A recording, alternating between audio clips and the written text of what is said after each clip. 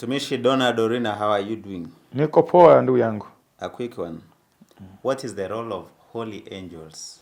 Malaika watakatifu kwa mujibu wa Biblia, Yes, ni kutumikia watakatifu watakaookolewa. Kwa njia gani?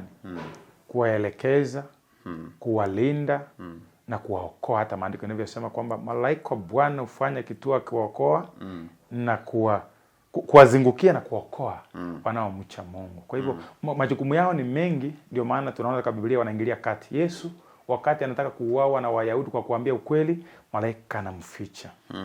Ukiona wakati Waisraeli wako pambanoni, malaika waliingilia kati wakapigana vita kwa ajili yao. Wakati hasa wa Gideon, maandiko yanasema mawe yaliangushwa yakaua wengi hata kuliko kwa vita.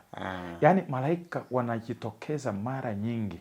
Mfano mwingine pia, wakati wa watu wa Mungu walipokuwa katika hatari ya kufa. Hata angalia wakati wa Agari, anapolia ametupwa na Abraham na analia mtoto anakufa, malaika anatokea kumwambia usiogope.